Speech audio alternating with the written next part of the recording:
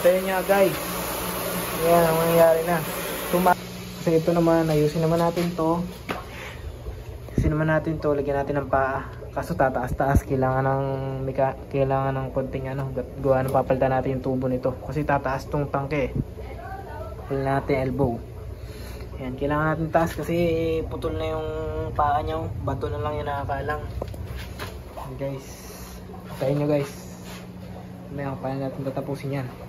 Saka ito, ganapan for today's video, yung sliding niya. Ayan, okay na.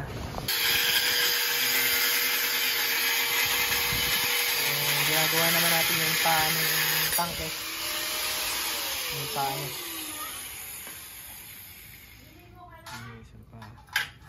Ito yung puwet ng tangke, tapos ito yung paa. Saluhan niya. Ito yung saluhan niya. Yan.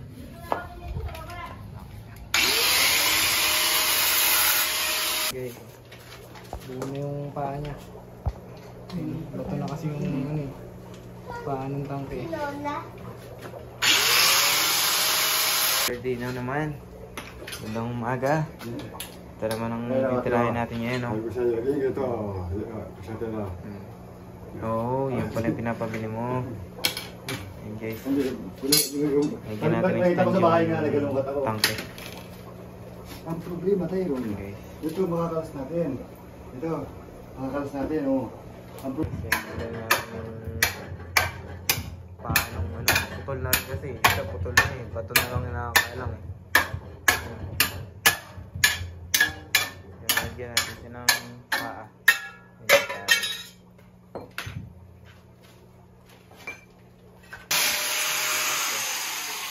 Tubig natin.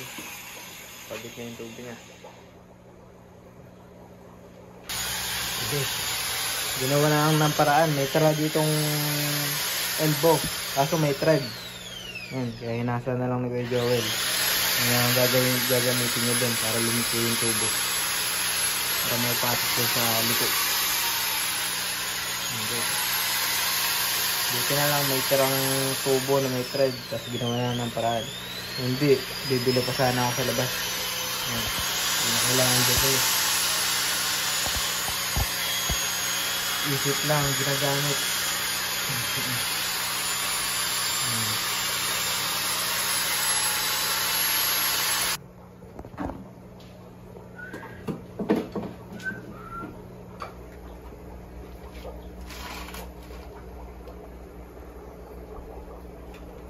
Ito yung supply ng ating water pump. Punta sa tangke. Pressure ng hangin doon. Then ito, papunta. Paangat na yan doon sa taas sa tangke.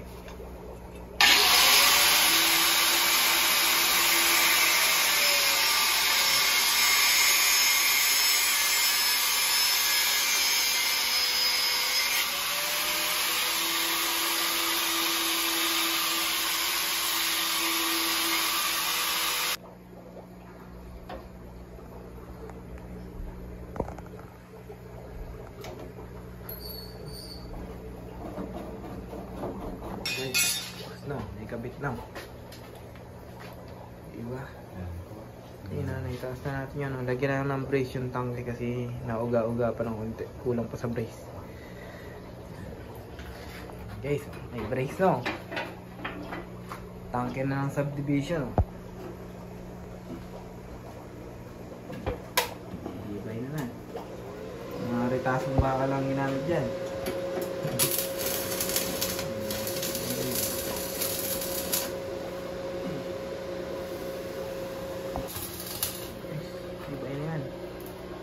Kaya nang buhatin yung tangke na yan. Diba?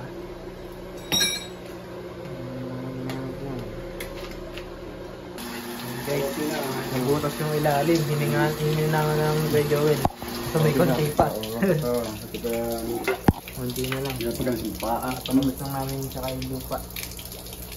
May maliit na butas pa rin. Hininangan lang. Ano natin yung tubig? Mga nabutasan din ng pressure tank dyan, panoodin nyo to. Tingnan natin kung kaya maremedyohan. Ayan. Pang TikTok. Yan, sa mga nabutasan din ng pressure tank dyan, tingnan nyo to kung paano namin mareremedyohan to. Yan, nabutas siya. Yan, subukan namin na maayos gamit lang ang welding machine. Yan, hinang lang. Yan guys, ready na to. TikTok. Yan guys. Hinangan na yung butas. Subukan natin maayos.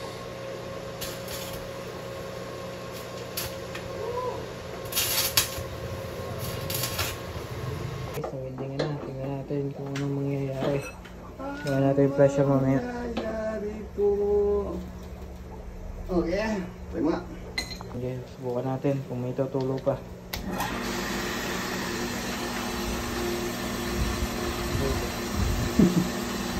Welding machine eh. Welding machine. Natin. Pag napuno, nandun na yung pressure nun.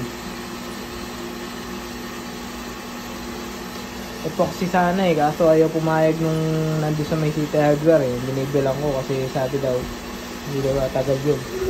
Ayun. Ito may konti pang pumutulo. Yan na yung pressure. Kahit nga epoxy, pwede tapos na yung ano, yung... Epoxy, pwede epoxy.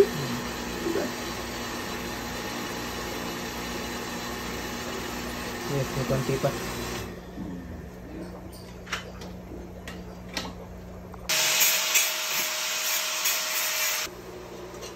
So, sinusubukan pa rin na mga weldingan.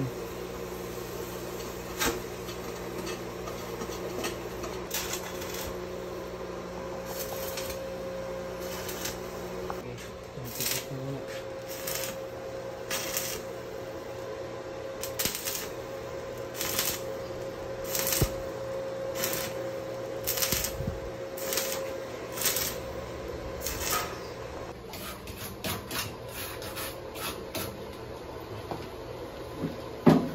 Okay, suman yung punta natin.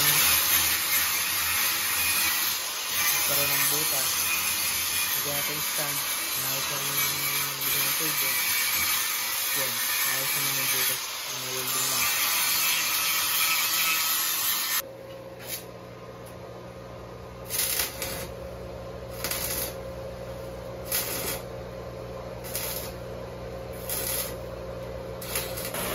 Patayin niya guys.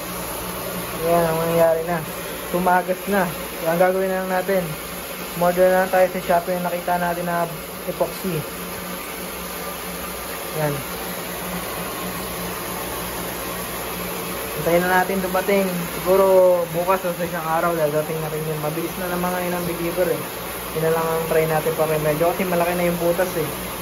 Kaya testing natin naman yung ibang paraan na nakita natin epoxy doon sa Shopee. Yan. Alright. Ayun guys, di ko na pala na-videohan yung ginawa natin kanina. Ayan yung bill natin sa Shopee. Ito yung nakaraan na winewelding ni Kuya Joel na hindi pa rin magkaig eh. Kaya ang ginawa natin, bumili lang tayo sa Shopee nung ito. Subukan natin na lagyan na epoxy ito, inaantay lang natin matuyo. Kanina tinaray ko yung pang welding na pinapaso. Nakikita nyo ba yun sa Shopee? Yan. Hindi naman effect. Dami ko nilagay kanina. Pagka pito ko nito, kala ko matibay. Natanggal yung isang buo. Ayan o. Wala pala, hindi pala maganda yun o. Yan guys o. Niliha ko na rin yan muna bago ilagay kanina. Kaso naman tanggal din. Kaya ito, parang tingnan natin kung anong mangyayari. Magkakaigi. Wala pa rin tubig hanggang ngayon dito sa amin kasi ito hindi pa rin naayos. Hindi ko pa nabubuksan ito yung water pump natin. Hindi makaangat yung tubig. Gawa na walang pressure ng tubig sa taas kasi butas pa nga ito. Nasirit lang dito. Sayang naman yung tubig. Pero nakakit naman guys. Kaso nga lang sayang yung tubig. Ang lakas ng sirit dito. Kaya yan, natin na lang natin matuyo mamaya. At ikakabit na rin natin. Sana magkaig eh. Pag hindi pa rin kaig ito, ang gagawin talaga natin, hanap tayo ng magaling na welder. Ang gagawa talaga dito na maghihinang. Yung talagang parang hasang ng parang hasang ng isda. Yung pagwi-welding dapat na kailangan dito. Tapos matatagalan yan kasi kailangan pang lihahin uli ng grinder. Yan. Kailangan palihain yan bago ispatan. Ayan guys, waiting lang kayo dito sa pag-aayos natin ng tangke, ng pressure tank na nabutas. Ayan guys. Ayan lang. See you guys. Try fish natin oh. YouTube. Ayan guys, matigas na siya. Makalipas siguro ang isang... Oh no! Hindi pa pala. Hindi pa. Wait lang. Napitan na. Ayan guys, ito na. Finished product na. Matigas na siya. At subukan na natin. Buhayin na natin yung water pump. Matigas na yan. Let's go. YouTube. At ayan nga guys. Sinaksak na natin. Tingnan natin kung ano mangyayari. Ayan. Tignan natin itong takip niya.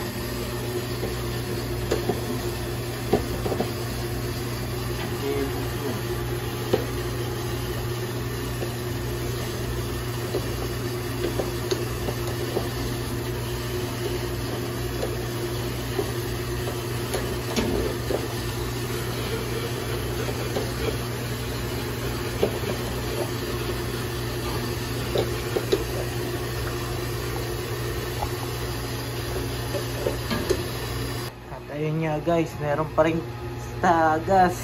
Kailangan talaga ng hinang nito. Saan nyo guys, oh, meron pa rin siya. Saan nyo ba yan? Ayun oh. Pero lumiit-liit na naman, hindi na katulad nung dati na sobrang lakas. Guys, hindi na alam gagawin ko dito. Hindi na kaya ng epoxy. Kailangan talagang hinangan to. Ayun guys oh. Try na natin ano mangyayari. Ayun, tigas na siya. Hanggang tigas na lang. Yung epoxy na nilagay natin. Ayun guys, bayan ang pump natin. No, tagas na oh. Nakikita niya no. Yan ang natulo guys oh. Dito na lang. Pero normal na yan guys. Sira na rin kasi ito. Papalitan na yan. Sinubukan ko na siya lagyan ng teflon. May tagas pa rin siya dito. Pero iba na yan guys. Ito yung inaayos natin. Ayun guys. Wala nang tagas oh. Oh shit, meron pa rin. Ay, wala. Yun yung natira niya ng tubig kanina. Ayan guys. All goods na. Diba? Dito na lang muna tayo. See you. Bye bye. See you guys. Bye bye. Sulirin natin to. Hindi pala gumaya dati nung ano. Tumagas pa rin siya. Kaya ito ulitin natin yung pagkaka-welding. Ulitin natin, di ba ang nakaraan? Kala natin okay na, pero tumatagal, namatagal sa konti. Kaya ito, pinaulit natin kaya din.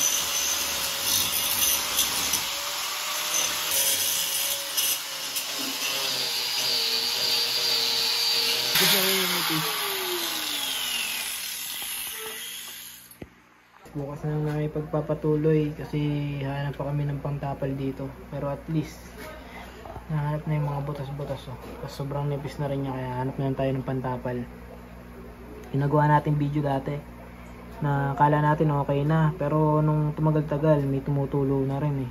Yung nilagyan natin siya ng epoxy, kaya ito kailangan talaga tapalan na lang, pero hindi pa rin natin sigurado kung gagana ba yun, pero at least ginawa natin yung paraan, diba? Okay. Ito na muna guys, bilisan din natin.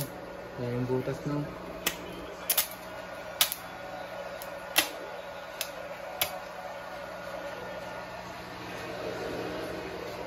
Yung ginawa natin pantapal.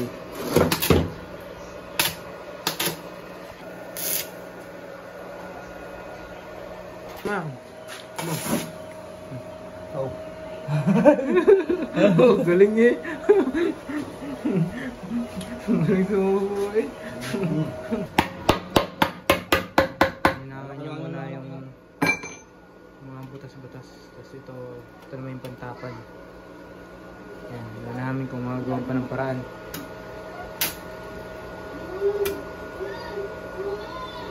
Stainless yung ginagamit namin. Yung mga maliliit lang. Ganyan yung size. Maliliit lang yun guys. Ito yung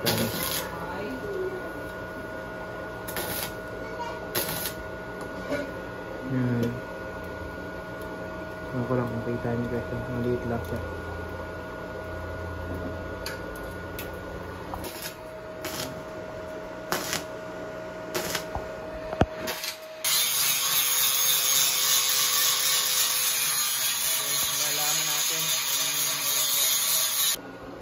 Guys, patapos yun. Malalaman natin mamaya pag binuksan yung pump. Yun guys, kahit anong gawin, natulog pa rin siya. Yung pinagawa natin, kaya mas pinakamainam dito. Palitan na lang natin. Hindi gumana yung mga ginawa natin. Na pinaweding natin ang una, pinatapal, tapos pangalawa, pinatapalan naman natin. Hindi pa rin gumana. Kaya yan, palitan na lang natin to. Ayan guys, hindi ko alam kung may mali ba doon sa welder o sadyang ganito lang talaga bagay. May kalumaan yung ating pressure tank. Ayan guys, pasensya ko na-disappoint ko kayo. Kaya yun lang, at least naman guys, ginawa natin yung paraan. Lahat ng paraan para mapaayos na itong pressure tank natin. Pero hindi talaga gumana. Ayan guys, hanggang dito na lang muna. See you, bye bye.